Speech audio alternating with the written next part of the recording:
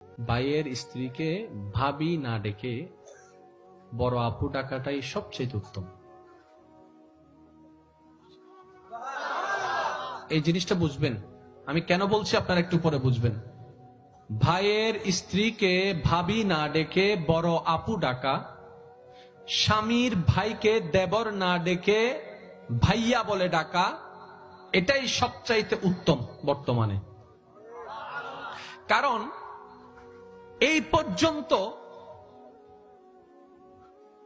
কোন ভাইয়ের হাতে বোনের ইজ্জত লুণ্ঠন হয় নাই।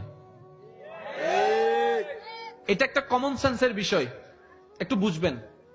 আপনি যখন মাথায় বসাই নিবেন এটা আমার বোন, শয়তান আর এখানে দুষ্টামি করার কোন সুযোগ। বোনে যখন বসাই নিবে এটা তো আমার ভাই, ওই দুষ্টামি করার কোন সুযোগ। কারণ সম্পর্ক হয় পরে, দুষ্টামি শুরু হয় আগে। আর প্রত্যেকটা কিছুর মাঝখানে শয়তানের ইন্ধন থাকে। সেজন্য নবী বলেছেন এটার থেকে বেঁচে থাকবা তোমরা। তা আমার একটা পরামর্শ থাকবে, ভাইয়ের স্ত্রীকে আমরা ভাবি না বলে বড় আপু বলে ডাকবো। বড় আপু ডাকবো। আর আমার ভাবি যারা আছেন, ভাইয়ের বউ যারা আছেন, ওনারা আমাদেরকে ভাইয়া বলে ডাকবেন। বড় ভাইয়া, ছোট ভাইয়া। তাহলে এই সম্পর্কটার মধ্যে একটা পবিত্র ভাব চলে আসবে। আরেকটা অনুরোধ করব, মানলে পারলে রাখবেন। সন্তানদের মধ্যে একজন থাকুক, দুইজন থাকুক, ভাইয়ের ছেলে থাকুক, বোনের ছেলে থাকুক, মেয়ে থাকুক, যারা থাকুক, এদের মধ্যে কথা বলা বলে শুরু করবেন আপনি দিয়ে। কি দিয়ে? আপনাদের কাছে অনেকের কাছে এটা অড মনে হতে পারে, কিন্তু এটা ফিউচারে কাজে দিবে। আমার মেয়ে, আল্লাহ আমাকে 3টা মেয়ে দান করেছেন। আমার ভাই মুফতি সাইফুল ইসলাম বারীকে আল্লাহ একটা রাজপুত্র দান করেছেন।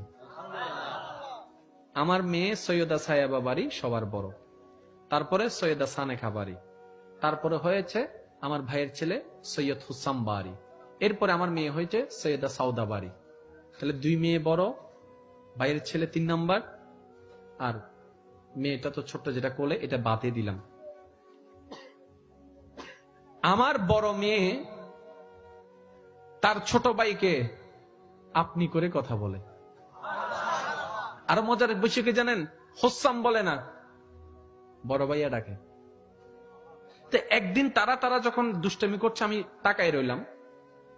আমার মেয়ে ছোট ভাইকে ডাকতেছে, বড় ভাইয়া, বড় ভাইয়া।